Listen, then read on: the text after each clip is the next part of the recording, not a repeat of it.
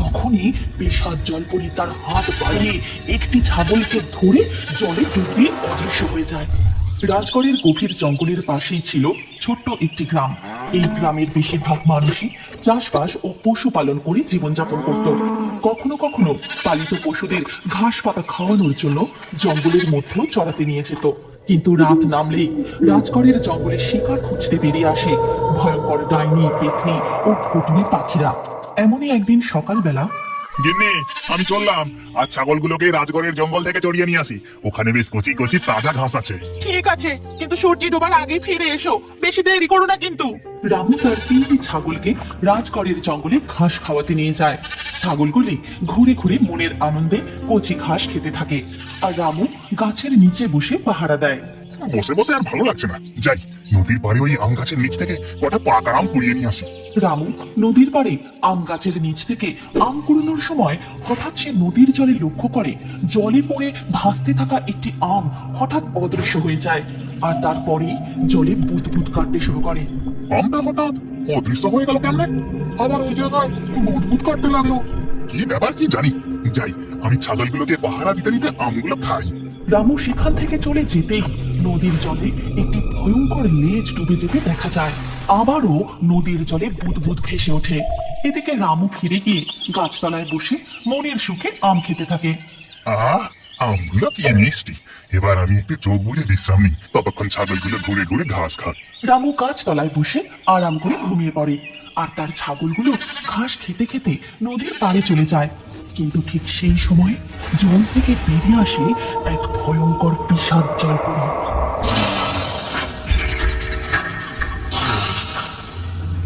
ভয়ঙ্কর হাসি শুনে ছাগলগুলো চেঁচাতে শুরু করে। ঠিক তখনই পিশাচ জলপরি তার হাত বাড়িয়ে একটি ছাগলকে ধরে জলে ডুব দিয়ে অদৃশ্য হয়ে যায়। ছাগলের চিৎকার শুনে রামু দৌড়ে সেখানে আসে, আর দেখে সেখানে তার একটি ছাগল নেই। হায় হায়, আমার একটা ছাগল গেল কোথায়? শিয়ালে টেনে নিয়ে গেল নাকি? তাহলে তো রক্ত পড়ে থাকতো। তখন রামু আবারও নদীর জলে সেই বুদবুদ লক্ষ্য করে। এখানে থাকা ঠিক হবে না, বিকেল হয়ে গেছে, এবার সন্ধ্যেও নেমে আসবে। ছাগল দুটোকে নিয়ে বাড়ি ফিরে যাই। রামু বাড়ি ফিরে উঠানে ছাগলগুলোকে বেঁধে রাখে। তারপর তার স্ত্রীকে সমস্ত ঘটনা খুলে বলে। এবার আমাদের সারা বছরের সংসার কি করে চলবে গিন্নি? ওই 3টি ছাগলই আমাদের সম্বল ছিল। কি আর করা যাবে বলো, ছাগলগুলো যথেষ্ট বড় হয়েছে। কাল সকালে তুমি ওদের হাঁটি বিক্রি করে দিও, যেটুকু টাকা উপার্জন হবে তা দিয়ে কষ্ট সৃষ্ট করে সারা বছর চালিয়ে নেব।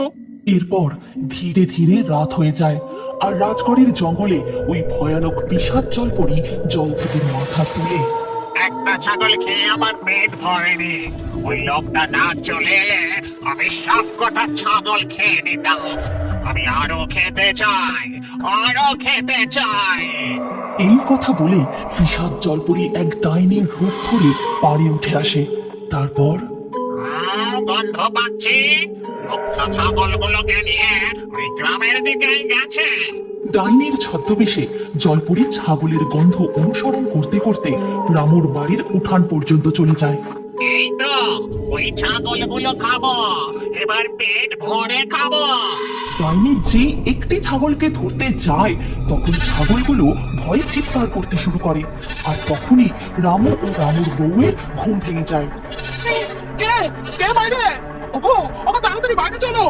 রামুর বউয়ের গলার আওয়াজ পেয়ে ডাইনি একটি ছাগল তুলে নিয়ে জঙ্গলের দিকে পালিয়ে যায়। তারপর তারা ঘর থেকে বেরিয়ে দেখে যে সেখানে একটি ছাগল নেই। হায় হায় হায় হায়, এ কি হচ্ছে গিন্নি? একে একে যে আমার সবকটা ছাগলই চলে যাবে। রামুর বউ কোনো কথা বলে না, শুধু জঙ্গলের দিকে তাকিয়ে থাকে।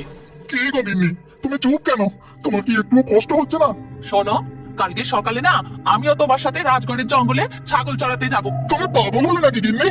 আর একটি মাত্র ছাগল আমাদের সম্বল, এটাকেও চড়াতে নিয়ে গিয়ে খোয়াবো নাকি? কিচ্ছু হবে না, আমি যেমনটি বলবো তুমি শুধু তেমনটি করবে।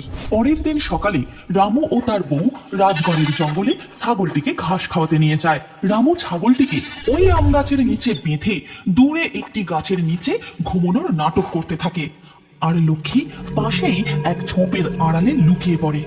ঠিক তখনই ওই ভয়ঙ্কর জলপরি জল থেকে মাথা তোলে। আজ দেখছি লোকটা আবার ছাগলকে ঘাস খাওয়াতে এসেছে, কিন্তু এই ছাগলটি এবার আমার পেটে যাবে। এই কথা বলে জলপরি ডাইনির রূপ ধরে পাড়ে ওঠে।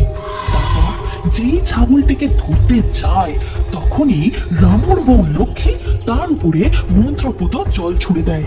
তখনই ডাইনি রূপী জলপরি বন্দি হয়ে যায়। একে আমি রূপ বদলাতে পারছি না কেন? ছেড়ে দে আমায়। কিছুতেই না, তুমি আমাদের ছাগল খেয়ে নিয়েছো, আজ তোমাকে শাস্তি পেতেই হবে। আমাকে মারিস না, আমি তোদের অনেক সোনার মোহর দেব, অনেক সোনার মোহর দেব। তুমি এক ইচ্ছাধারী জল মিশাচিনি, তোমাকে আমি বিশ্বাস করি না। তখনই ডাইনি রূপী জলপরি জাদু করে তাদের একটি মোহরের বাক্স দেয়। এই দেখে রামুর বউ তার গায়ে দুবার সেই মন্ত্রপুত জল ছিটিয়ে দিতে সে মুক্ত হয়ে যায়। আর মুক্ত হতে সে তার আসল রূপে ফিরে আসে। তারপর নদীর জলে ডুব দিয়ে অদৃশ্য হয়ে যায়। সোনাঝুরি জঙ্গলে টুনিম বাস করত। সেই টুনিম খুবই গরিব ছিল। প্রতিদিন রাতে যখন জঙ্গলের সবাই ঘুমিয়ে পড়ত তখন সেই জঙ্গলে পাশের জঙ্গল থেকে চৈতালি নামের একটি ডাইনি পাখি বেরিয়ে আসতো। সেই ডাইনি পাখি প্রতিদিন একটি একটি করে ছাগল চুরি করত এবং সে জঙ্গলের মধ্যে গিয়ে সেই ছাগলগুলোকে মেরে খেত। এইভাবে প্রতিদিন একের পর এক ছাগল চুরি হতে শুরু করে। এমনই একদিন সকালবেলা টুনিম নিজের বাসার উঠোনে এসে দেখে যে আবারও একটি ছাগল কম রয়েছে। তখন টুনিম তার স্ত্রী টুনিকে দেখিয়ে বলে, দেখো টুনি, আজ আবার একটা ছাগল চুরি হয়ে গেছে। আমার তো কিছুতেই মাথায় আসছে না এসব হচ্ছেটা কি করে। আসলে আমার এই ছাগলগুলো যাচ্ছেটা কোথায়? এর উত্তরে টুনি বলে যে, আমিও কিছু বুঝতে পারছি না। তাহলে কি জঙ্গলে কোনো অদ্ভুত পাখি এসেছে যে প্রতিদিন ছাগল চুরি করে নিয়ে যাচ্ছে? তারা দুজনে মনে মনে সন্দেহ করতে থাকে। এরপরে এভাবেই কিছুদিন কেটে যেতে থাকে। একদিন জঙ্গলের বাজারে এক মহিলা পাখি মাংস বিক্রি করছিল। সেই সময় টুনিম এবং তার বন্ধু কাকাতুয়া কিছু সবজি কেনার জন্য জঙ্গলের বাজারে যায়। হঠাৎ করে বাজারের মধ্যে একটি নতুন মাংসের দোকান দেখে কাকাতুয়া টুনিমকে বলে, টুনিম দেখো, একটা নতুন মাংসের দোকান খুলেছে, আগে তো কখনো দেখিনি। আর ওই মহিলা পাখিটাই বা কে? এই পাখিটাকে তো আগে জঙ্গলে দেখিনি। এই জঙ্গলে তো একটাই মাংসের দোকান, আর ওই দোকানের মালিক তো তোমার থেকেই ছাগল কিনে বিক্রি করতো। এরপর কাকাতুয়া টুনিমকে জিজ্ঞেস করে, আচ্ছা, এই পাখি কি কখনো তোমার থেকে ছাগল কিনে নিয়ে গেছিল? আরে না তো, আমি তো এই পাখিকে একদমই চিনতে পারছি না। তাহলে এই পাখি কোথা থেকে ছাগল কিনে নিয়ে এলো? টুনিম এবং কাকাতুয়া এই ব্যাপারে কথা বলতে থাকে। তারপর তারা দুজন সেই দোকানের সামনে গিয়ে সেই পাখিকে জিজ্ঞাসা করে, আগে আপনি কোথা থেকে ছাগল কিনে এখানে বেচতে এসেছেন? হ্যাঁ, আগে তো আপনাকে এই জঙ্গলে কখনো দেখতে পাইনি। সেই পাখি বেশি কিছু কথা বলতেই চাইলো না, শুধু বলল, আপনাদের এই সব কথা জানার কি দরকার? মাংস কেনার হলে কিনুন, নইলে এখান থেকে যান। এত প্রশ্ন জিজ্ঞাসা করার কি দরকার? এই কথা শুনে টুনিম আর কাকাতুয়া আর কোনো কথা না বাড়িয়ে সেখান থেকে চলে যায়। সন্ধ্যাবেলা টুনিম এবং টুনি দুজনে কথা বলছিল। তখন টুনিম টুনিকে বলে যে, আজ সকালে দেখলাম বাজারে একটা নতুন মাংসের দোকান